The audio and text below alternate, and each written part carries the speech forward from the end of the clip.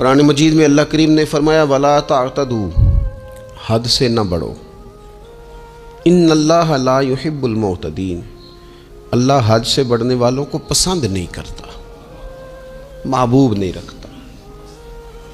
اللہ تبارک و تعالی ان لوگوں کو پسند نہیں فرماتا جو اعتدال کا رستہ چھوڑ جاتے ہیں۔ بعض لوگوں کی یہ طبیعت ہوتی ہے کہ وہ اپنی مزاج کے لحاظ سے ہی کبھی اس پرڑے میں جھک جاتے ہیں، کبھی اس پرڑے میں جھک جاتے ہیں۔ کسی سے دوستی ہوئی تو پھر اس قدر زیادہ ہوئی کہ غلو کا شکار ہو گئے، جان بھی حاضر، مال بھی حاضر، سارا کچھ ہی تو ہے، گھر کی باتیں بھی بتا لی، باہر کی بھی بتا لی، کاروبار کی بھی بتا لی، سب اسی کے نام کر دیا۔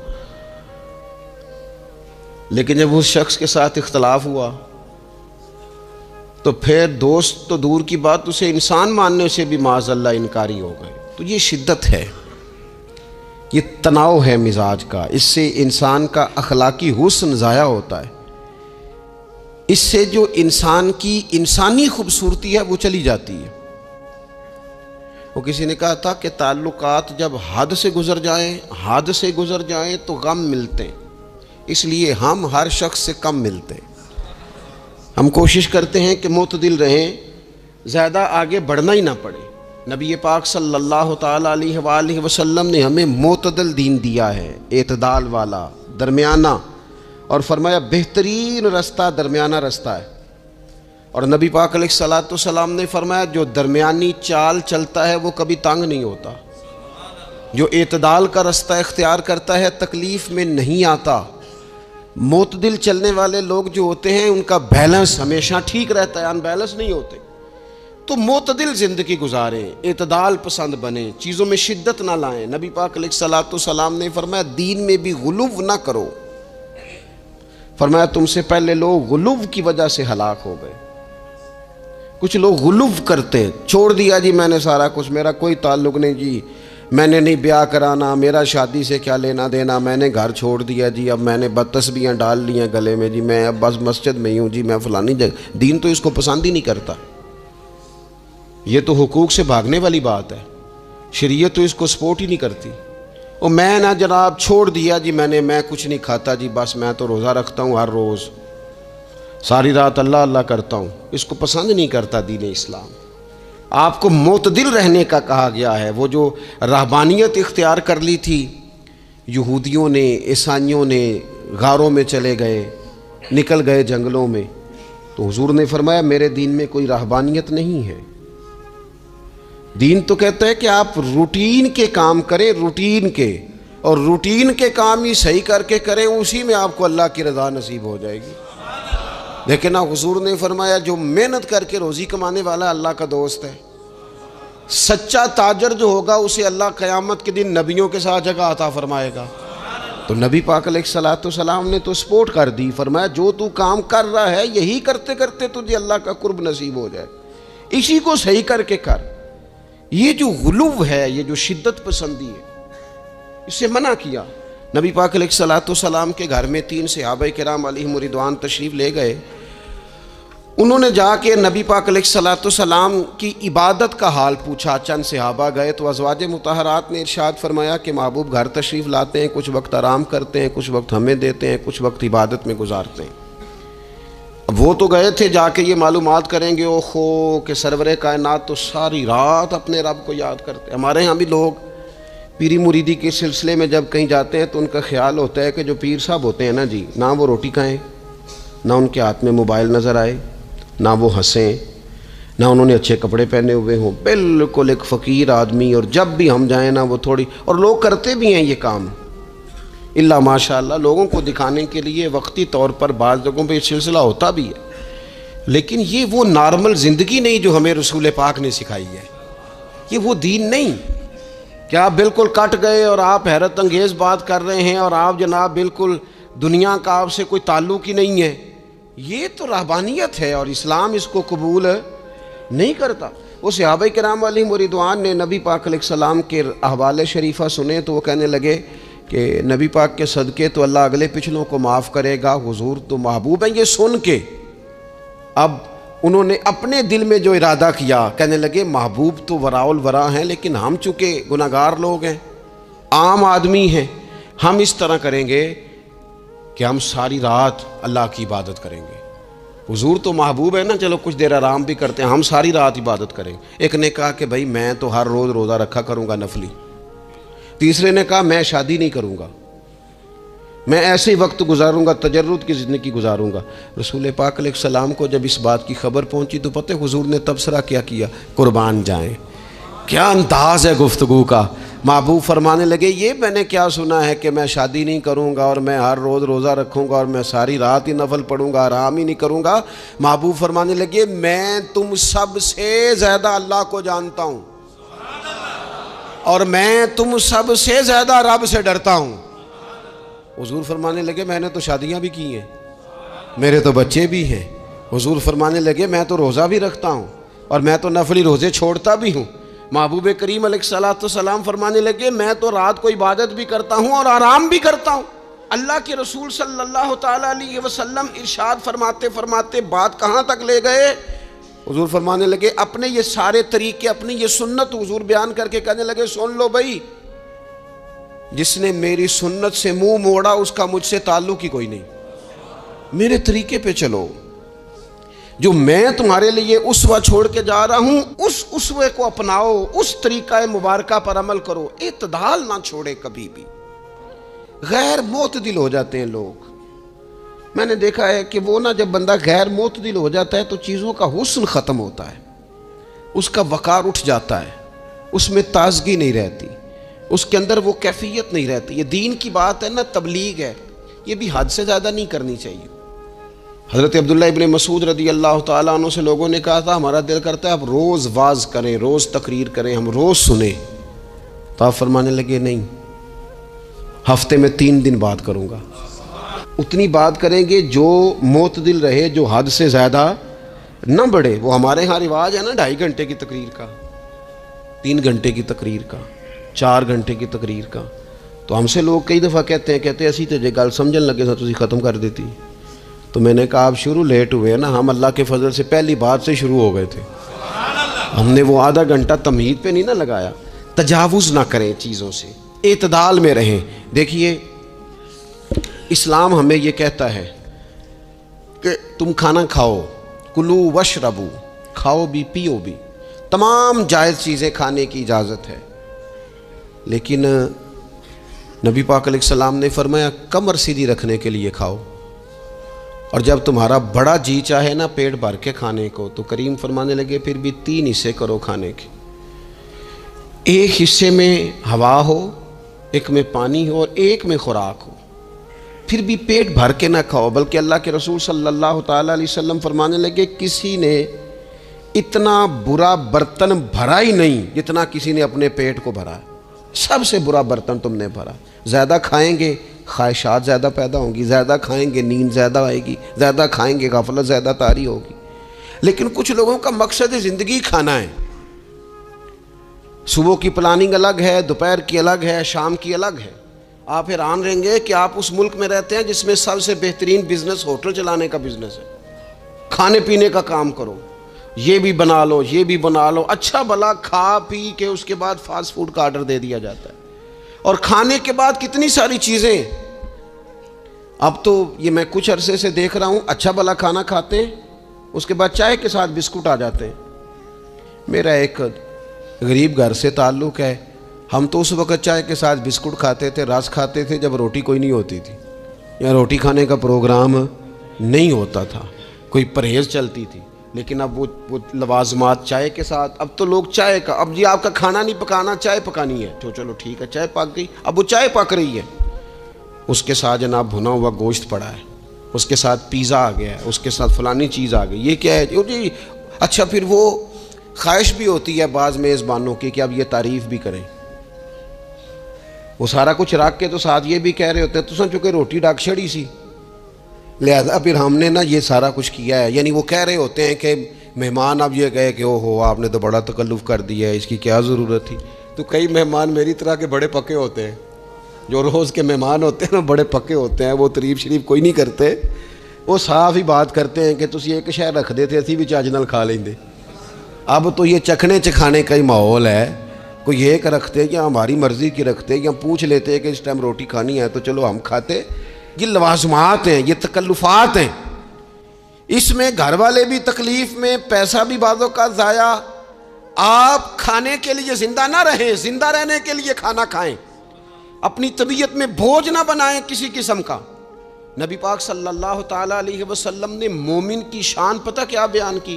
فرمایا کافر اور منافق 7 آنتوں سے کھاتا ہے اور مومن 1 سے کھاتا ہے.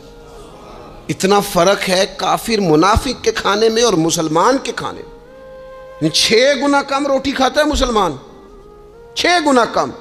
حضرت عمر فاروق ملک شام میں حضرت ابو عبیدہ بن جراح سے ملنے کے لیے گئے تو کہنے لگے اتنی دور سے آیا ہوں، شپا سالار روٹی تو کھلا. تو انہوں نے اپنے بیگ سے رات کا خشک ٹکڑا کھانے کا نکالا اور پانی کا پیالہ دے کے کہنے لگے عمر یہ لو کھا لو. تو حضرت فاروق اعظم کہنے لگے یہی وہ مزیدار روٹی تھی جس کے لیے میں تیرے پاس آیا تھا، یہی وہ کھانا تھا، میں تلاش کر رہا تھا کہ یہ تمہیں ملے گا. کدھر گئے وہ لوگ جو رات کے کھانے میں فریج بھی نہیں ہوتی تھی، رات کے کھانے میں تھوڑا پانی ڈال دیا اماں نے، اس کو 3-4 دفعہ ابال لیا. رات کی روٹیوں میں تھوڑا سا پانی اور تھوڑا سا گھی، پورا گھی نہیں، تھوڑا سا پانی اور تھوڑا سا گھی. اور ساتھ دادی نانی یہ بھی کہہ رہی ہے کہ یہ پانی سے ذرا نرم ہو جائے گی روٹی. اور پھر وہ کھانا کھایا جا رہا ہے. اس کے اندر نہ تو ڈاکٹر آپ کو یہ کہہ رہا ہے کہ یہ نقصان کا باعث ہے، نہ معدے پہ بوجھ بن رہا ہے، نہ اس کے لیے پھر بھائیوں کو جا کے پردیس کاٹنا پڑ رہا ہے، نہ باپ کو کئی قسم کی نوکریاں کرنی پڑ رہی ہیں. اعتدال میں گھر کے اندر ہی سارا کچھ مینج ہے. یہ وہ حسن ہے جو اسلام کہتا ہے تم غیر معتدل ہو گئے، تم حد سے بڑھ گئے، تم نے زندگی ساری کھانے پینے پہ لگا دی. اور بھائی من چاہی نعمتیں تو جنت میں ملیں گی. ہم نے تو مزے کے کھانے وہاں جا کے کھانے، وہاں ملے گا پھل اور وہاں ملے گی نعمتیں جو بار بار ملیں گی. چہرے ایک جیسے ہوں گے پر ذائقہ بڑا منفرد سے منفرد نظر آئے گا. تو وہ جو پردہ غیب میں چیزیں تھیں وہ ساری چیزیں لوگ کہتے ہیں آج ہی ہم ساری غیر معتدل نہ بنے، تھوڑی سادگی لائیں، تھوڑا درمیانہ راہ. اسلام اس کو پسند کرتا ہے. نبی پاک علیہ السلام کی بارگاہ میں ایک مہمان آیا، ابھی وہ مسلمان نہیں تھا، تو محبوب نے فرمایا ایک بکری کا دودھ دھوکے سے پلا دو. ایک بکری کا دودھ دھویا گیا، پلایا گیا، پھر دوسری کا دودھ دھویا گیا، پلایا گیا، پھر تیسری کا. وہ 7 بکریوں کا دودھ پی گیا. صبح اللہ نے توفیق دی اور وہ کلمہ پڑھ گیا. اب نبی پاک علیہ السلام نے فرمایا اسے بکری کا دودھ دھو کے پلاؤ. ایک بکری کا دودھ پیا، دوسری کا پی نہ سکا، رات 7 کا پی گیا تھا. تو میرے کریم فرمانے لگے یہ مومن اور کافر کا فرق ہے. جب تک یہ حالت کفر میں تھا 7 بکریوں کا دودھ پی گیا، اب یہ مومن ہوا ہے تو اللہ تبارک و تعالیٰ نے ایک دودھ کے ساتھ ہی اسے سیر فرما دیا ہے. اس کی تشنگی اور بھوک اللہ نے مٹا دی کھانے پینے کے لیے. اور اس کا ذہن بھی نہ بنائیں. میں جانتا ہوں جن گھروں میں بچے اس مزاج کے ہو جاتے ہیں، اس طبیعت کے ہو جاتے ہیں کہ آج یہ کھانا ہے، کل وہ کھانا ہے، پرسوں وہ کھانا ہے، وہ پھر کھانے پینے میں سارا وقت گزرتا ہے. پھر وہاں دیکھا ہے کہ اماں بیچاری باورچی خانے میں ہی رہتی ہے، پھر وہاں صرف ایک ہی سلسلہ ہے کہ کھاؤ کتنا کو کھا سکتے ہو. تو معتدل رہیں. تیسری بات یہ کہ رزق کمانے کے مسئلے میں بھی معتدل رہیں. کاروبار کریں، محنت کریں، منصوبہ بندی کریں، کوشش کریں، لیکن پیسے کمانے کے مسئلے میں ڈپریشن کا شکار نہ ہو. یعنی اس کو نہ جینے مرنے کا مسئلہ نہ بنائیں کہ اگر ایک مہینہ کاروبار صحیح چمکا ہے تو صحت بھی ٹھیک رہی ہے، اور اگلے مہینے اگر تھوڑے حالات خراب ہوئے ہیں تو بلڈ پریشر بھی کافی اوپر نیچے ہو گیا ہے. اس کو نفسیاتی مسئلہ نہ بنائیں.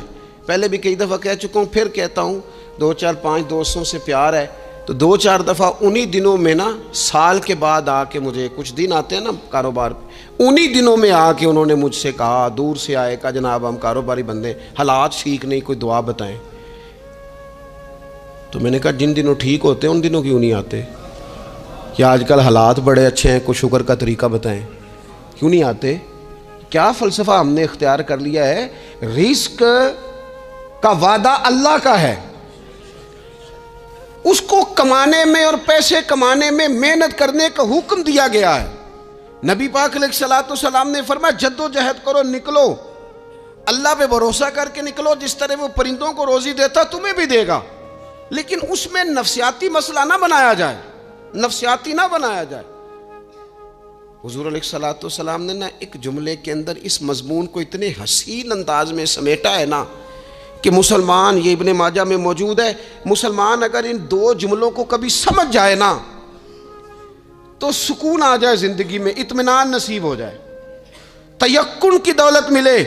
حضور فرمانے لگے رزق کمانے کے معاملے میں معتدل رہنا، کوئی بندہ اتنی دیر تک مرے گا نہیں جب تک اس کے حصے کا رزق اسے مل نہ جائے۔ اتنی دیر تک بندہ دنیا سے نہیں جائے گا، تیرا حصہ تیرے تک پہنچے گا۔ کبھی بھی بے آبرو ہو کے رزق کمانے کے چکر میں نہ پڑے، کبھی بھی ذہن پہ سوار نہ کر لیں کہ میرا کام نہیں چل رہا، کبھی بھی اس طرح کی طبیعت نہ بنائیں۔ اور میں تھوڑی دیر پہلے عرض کر رہا تھا کہ ایک بزرگ نے دو کنجوس لوگوں کو پہلے بلایا، کنجوس آدمی تھے اللہ ماشاء اللہ، تو ان کے سامنے کھانا رکھا، کھانا بڑا بہترین اعلیٰ کوالٹی کا، لیکن ان سے کہا کہ جناب ہم نے ایک سبق لینا ہے آپ سے، تو کھانا تو آپ کو ملے گا اور آپ کی مرضی کا پکایا ہے، پر کھانے کا طریقہ ہمارا ہے۔ انہوں نے کیا کیا، یہاں سے رکھ کے ان کے ہاتھ باندھ دیے۔ وہ پرانے زمانے میں جو جرہ ہوتے تھے، بازو ٹوٹ جاتا تھا تو باندھتے تھے لکڑیاں رکھ کے، تو لکڑیاں رکھ کے ہاتھ باندھ دیے تاکہ یہ جوڑ موڑ نہ سکے، تو یہاں سے ہاتھ باندھ دیے کہ روٹی کھاؤ۔ کنجوس بندے تھے۔ اب انہوں نے لقمہ اٹھایا، ہاتھ بندھا اور یہاں سے لے جا کے جب منہ میں پھینکا، وہ کپڑے بھی سارے الجھ گئے، حال بھی خراب ہو گیا، پر کھایا انہوں نے مزہ لے کے پورا۔ وہ بڑی بری حالت ہو گئی، وہ کنجوس تھے دونوں کو دسترخوان پہ روٹی کھائی جا رہی۔ اب ان دونوں کو سمجھانے کے لیے کہا کہ اب ہم تمہیں دو اور لوگوں سے بھی ملواتے ہیں۔ اب دو وہ بندے بلائے جو دل کے سخی تھے، جو رزق کے معاملے میں اس کا زیادہ حریص نہیں تھے، ان کی بھوک جو تھی وہ کہیں دور تک دکھائی نہیں دے رہی تھی۔ انہوں نے کہا جناب ادھر آئیں، آپ دونوں بھی۔ ان کے بھی ہاتھ باندھ دیے گئے، کہا آپ نے روٹی کھانی ہے، آپ نفیس لوگ ہیں، ناراض نہ ہوئیے گا، سخی بندے ہیں، پر کھانا آپ نے کھانا ہے، پر ہماری مجبوری ہے، ہم نے آپ کے ہاتھ باندھ کے روٹی دینی ہے آپ کو۔ وہ دو بندے بھی آمنے سامنے بٹھا دیے گئے، کھانا چن دیا گیا، ہاتھ یہاں سے باندھ دیے گئے، لیکن وہ سخی تھے۔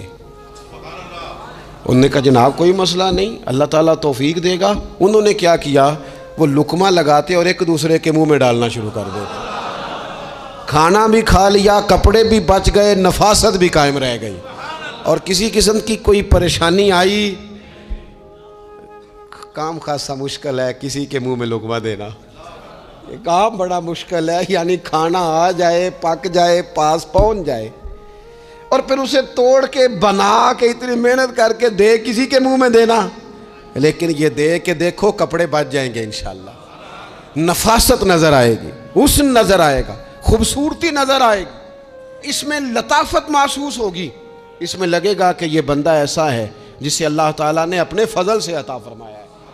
تو غیر معتدل طریقہ بندے کو رسوا کر دیتا ہے، رسوا کر دیتا ہے۔ وہ مال کمانے تو نکلتا ہے لیکن وہ کمزور ہو جاتا ہے، اس کا مزاج اور طرح کا ہو جاتا ہے۔ میں نے دیکھا ہے، وہ جناب ساری دنیا چھٹی پہ ہے لیکن اس نے کہا چلو آج میں دکان کھول لیتا ہوں، گاہک کہیں بھی نہیں آئے گا تو چلو سارے آج مجھے مل جائیں گے۔ ایسا نہیں ہوتا، رزق اللہ نے تقسیم فرمایا ہے، اور جس کا ہے وہ اس تک پہنچ جاتا ہے۔ تو غیر معتدل طریقہ اور رسوائی والا طریقہ کبھی بھی اختیار۔ اسی طرح کا معاملہ سخاوت میں ہے۔ نبی پاک علیہ الصلوۃ والسلام نے فرمایا کہ جب صبح دن چڑھتا ہے تو فرشتے دعا کرتے ہیں، کہتے ہیں یا اللہ سخی کو زیادہ عطا فرما، اسے زیادہ دے۔ حضور فرماتے ہیں جو سخی ہوتا ہے نا، یہ لوگوں کے بھی قریب ہوتا ہے، اللہ تعالیٰ کے بھی قریب ہوتا ہے، اور جنت کے بھی قریب ہوتا ہے۔ اور یہ جو کنجوس ہوتا ہے یہ لوگوں سے بھی دور ہوتا ہے، اللہ تعالیٰ سے بھی دور ہو جاتا ہے، جنت سے بھی دور ہو جاتا ہے۔ سخاوت بڑی اعلیٰ چیز ہے، لیکن اس میں بھی معتدل رہنے کا کہا گیا ہے۔ معتدل، کچھ لوگ ایسے ہیں جو سخی نہیں ہوتے، یہ میں کوشش کروں گا تشریح آپ کے ذہن کے مطابق کر لوں۔ سخی مزاجن سخی، لیکن اگر کبھی چڑ جائے نا، وہ جتنے مرضی پیسے لے لو ان سے، مزاج میں سخاوت نہیں، لیکن اگر طبیعت ہے اس طرح کی کہ اگر ان کا ذہن آ گیا نا، کبھی کہیں کسی نے تعریف کر دی ہے، پوری خوشامد اس نے کر لی ہے، تو پھر تو جناب ساری جیب بھی آپ خالی کرا دے۔ یہ مزاج کی سخاوت نہیں ہے، یہ تو آپ کی طبیعت کا وہ ابال ہے کہ اگر کسی بندے کو پتہ چل گیا ہے کہ کس طرح کر کے آپ قابو آتے ہیں تو پھر وہ روز استعمال کرے گا. اور یہ ہوتا ہے، یہ ماحول ہوتا ہے. میں چونکہ مذہبی ماحول سے تعلق رکھتا ہوں، میں نے خود یہ دیکھا ہے کہ کوئی شخص اگر اس نے زیادہ بڑا منہ کھول کے لوگوں سے مانگنا شروع کر لیا ہے تو پھر تو جناب بڑی بات ہے، مہنگا آدمی. اور اگر کوئی اپنی وزاداری قائم رکھتا ہے، خوشامد نہیں کر سکتا، اس کی طبیعت نہیں ہے کہ وہ 20-50 لوگوں کی خوشامد کرے، 10 کو حاجی صاحب کہے، 20 کو عاشق رسول کہے، اور 30-35 کو کہے جناب بڑی بات ہے، ہم نے تو بڑا دیکھا ہے، آپ تو بڑے بہترین لوگ ہیں. تو پھر جناب وہ اگر یہ کام اسے کرنا آتا ہے تو پھر اس کا مطلب ہے اسے دہاڑی بھی اچھی لگانی آتی، پھر اس کی آواز کا بھی زیادہ سریلا ہونا ضروری نہیں. پھر اللہ تعالیٰ معاف فرمائے، پھر بس ٹھیک ہے، اب میں کیا اس پر تبصرہ کروں. پھر تو ہم دیکھ رہے ہوتے ہیں جس کو وہ عاشق رسول کہہ رہے ہوتے ہیں نا. اور ایسی خطرناک، میرے سامنے ایک نعت خیق صاحب سے کہنے لگا، نعت حضور کی پڑھی جا رہی ہے. کبھی شعراء ایک کام کرتے تھے، وہ کہتے تھے شعر تیری نظر ہے، وہ غزل کا شعر ہے یا کوئی ایسا شعر ہے، لیکن ایک شعر ہے نعت کا، اس میں تو حضور کی تعریف ہے.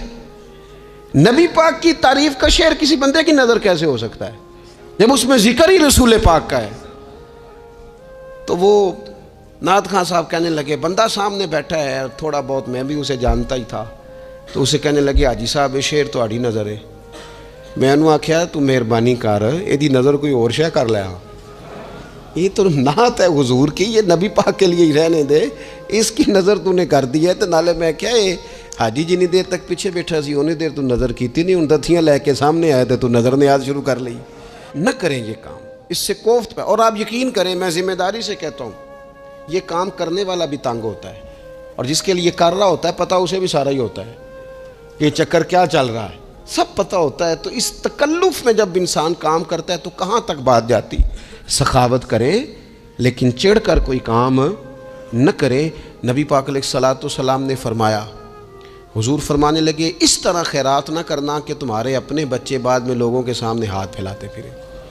حضرت سعد بن ابی وقاص رضی اللہ تعالیٰ عنہ نے عرض کیا تھا، یا رسول اللہ صلی اللہ تعالیٰ علیہ وسلم، میں سارا مال اللہ کی راہ میں خیرات کرنا چاہتا ہوں، میری ایک ہی بیٹی ہے، میں چاہتا ہوں سارا اللہ کے راستے میں دے دوں. تو حضور فرمانے لگے نہیں بھائی، تو چوتھا حصہ دے، 3 حصے اپنی بچی کے لیے، بیویوں کے لیے، باقیوں کے لیے رکھ لے، لیکن تو یہ کام نہ کر.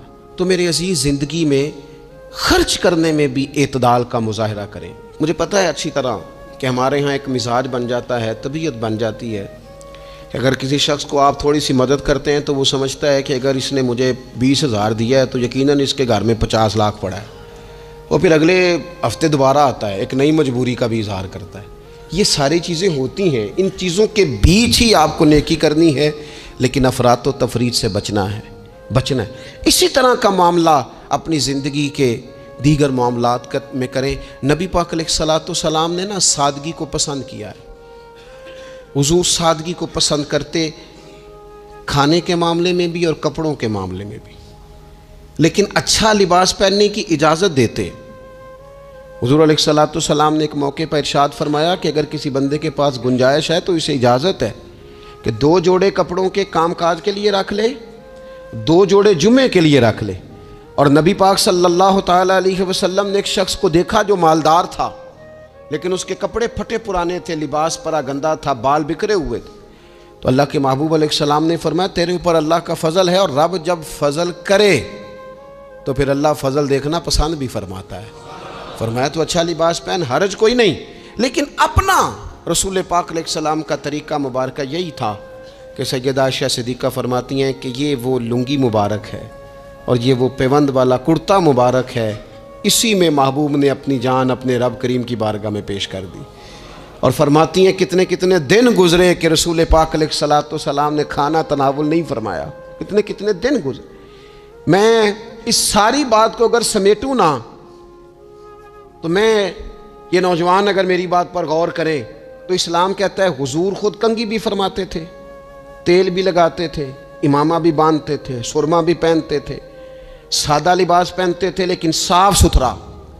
اسلام آرائش کی اجازت دیتا ہے، زینت کی اجازت دیتا ہے، آپ کنگا کریں، تیل لگائیں، خوشبو لگائیں، سرما لگائیں، صاف لباس پہنے، کپڑے دھلے ہوئے پہنے. حضور نے حکمن کہا، تاکیدن کہا کہ جمعے والے دن نہا کے مسجد میں آیا کرو. اسلام آرائش کی اجازت دیتا ہے، بس نمائش سے منع کرتا ہے. دکھاوا نہ کرو، نمائش نہ کرو. یہ نہ کہو کہ میں نے اتنے لاکھ کا پہننا ہے، ذرا لاگ پتہ جائے لوگوں کو. یہ نہ مزاج بناؤ کہ اوہو یہ تو میں نے جناب پچھلے ہفتے بھی پہنا تھا، یہ تو میں نے منگنی والے دن بھی پہنا تھا، نکاح والے. یہ نمائش ہے، نمائش سے اسلام منع کرتا ہے. اللہ کے پیارے رسول صلی اللہ تعالی علیہ وسلم نے فرمایا، جس نے دنیا میں شہرت کا لباس پہنا، اس طرح کا لباس پہننا چاہا، اس طرح کے کپڑے زیب تن کرنا چاہے جس سے محسوس ہو کہ میں ایک بڑا آدمی ہوں، میں مالدار آدمی. جس نے دنیا کے اندر شہرت کا لباس پہنا، اللہ قیامت کے دن اسے ذلت کا لباس پہنائے گا. یہ معتدل کیوں نہیں رہا؟ اس نے کیوں حد سے تجاوز کیا؟ اس کو اس طرح نہیں کرنا چاہیے تھا. رسول رحمت صلی اللہ تعالی علیہ وآلہ وسلم نے ہمیں جس چیز کی اجازت دی ہے وہ کام ہم کر سکتے ہیں، اور جس سے نبی پاک علیہ الصلوۃ والسلام نے ہمیں روکا ہے اس کام سے ہم نے بچنا ہے. ایک اور بات بھی خاص اور بالخصوص نوجوانوں سے کرنی ہے، وہ خاص جس طرح کھانے پینے میں معتدل رہیں، کمائی کرنے میں معتدل رہیں، خرچ کرنے میں اعتدال کا مظاہرہ کریں، لباس میں اعتدال کا مظاہرہ کریں، اسی طرح نا یہ آرام کرنے میں بھی ذرا معتدل رہیں. بہت زیادہ آرام کرنے لگ گئی ہے نئی نسل. آپ ضرورت سے زیادہ بھی سو لیں تو تھکاوٹ بڑھ جاتی ہے. اگر انسان اتنا ہی آرام کرے نا جتنا اس کی طبیعت کے لیے ضروری ہے تو اس میں طبیعت فریش رہے گی. لیکن اگر آپ کہیں، وہ ایک دوست ہیں ہمارے، تو ان کو جب تک کوئی اٹھائے نہ تو اٹھتے نہیں. تو گھر والوں نے ایک دن ارادہ کیا کہ آج صبح نہیں اٹھانا، دیکھتے ہیں کتنے بجے اٹھتا ہے. ماشاءاللہ شادی شدہ ہیں، بچے ہیں. تو کہنے لگے جی پھر اللہ کے فضل سے میں 2 بجے خود ہی اٹھ گیا تھا.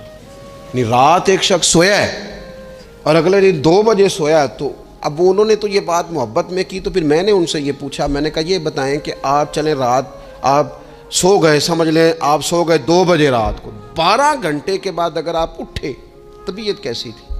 کہنے لگی فریش نہیں تھی. میں نے کہا فریش تبھی ہوتی ہے اگر آپ فجر میں اٹھ کے وضو کر کے نماز پڑھتے ہیں.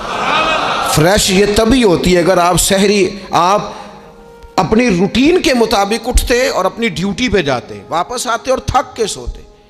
بہت زیادہ آرام پسندی. اور جب سے یہ ساتھ موبائل اٹیچ ہوا ہے، ایک کونا مل جائے، ایک تکیہ مل جائے اور موبائل کی بیٹری موجود ہو اور سروسز اس کی ساری ٹھیک ہو، پھر ہمیں آواز کوئی نہ دے. اس سے کیا ہوتا ہے؟ وجود بالکل سست ہو جاتا ہے. آپ کو اللہ تعالیٰ نے جو قدرتی صلاحیتیں دی ہیں، آپ جو کچھ کر سکتے ہیں اپنے گھر کے لیے، وطن کے لیے، ماں باپ، وہ آپ نہیں کر پائیں گے. زنگ آلود ہو جائے گا وجود. ہر وقت کی تھکاوٹ، ہر وقت کا مزاج کے اندر سستی کا آ جانا. اعتدال سے نہ نکلیں. نیند 7-8 گھنٹے بہت کافی ہے.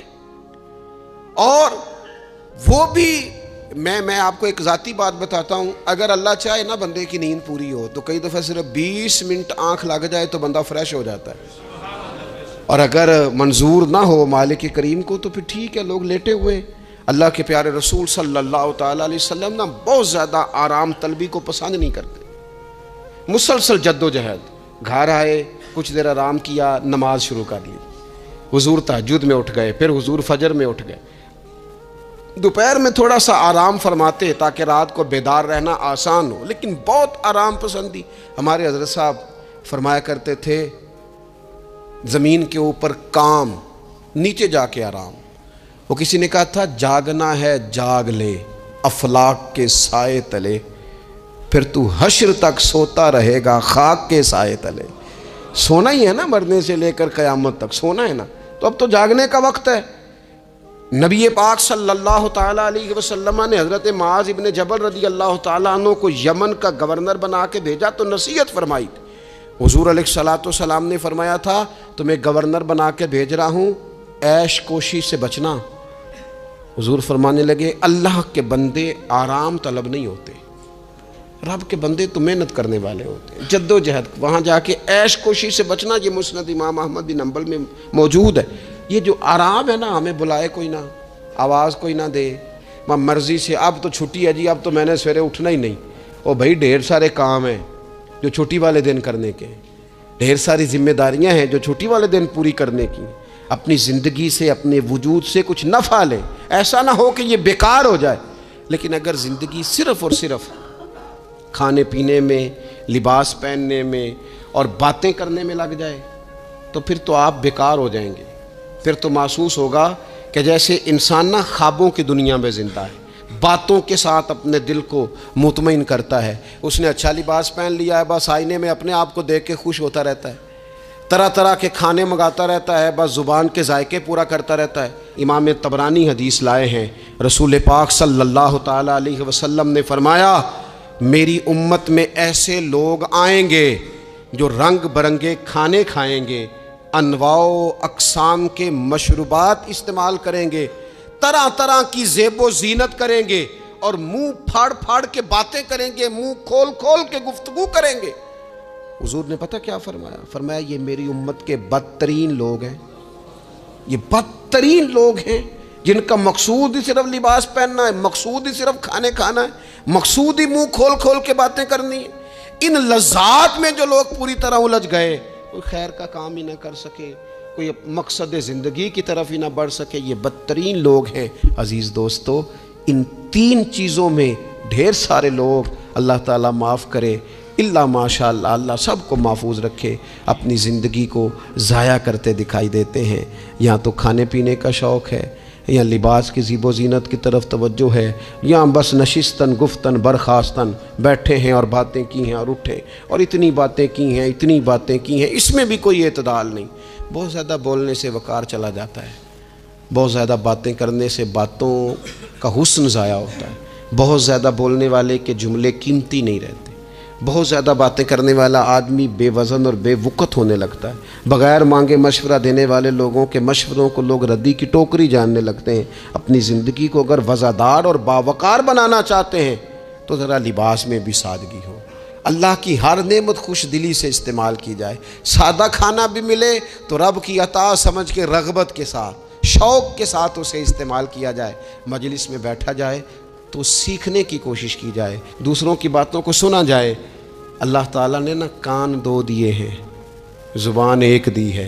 माना क्या है? डबल सुनना चाहिए और सिंगल बोलना चाहिए। 2 गुना सुने और उससे आधी गुफ्तगू करें।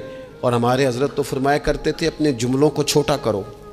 जो बात थोड़े जुमलों में कही जा सकती है उसे लंबे जुमलों में ना कहो। हर बात की वजाहत करना और हर बात का पस मंज़र बयान करना और बात को इतना लंबा कर देना कि असल बात ही उसमें से रह जाए, बीच में से मुद्दा ही ख़त्म हो जाए, आने का मकसद ही किसी को समझ में ना आए, इससे भी इंसान इतदाल का रास्ता छोड़ता है।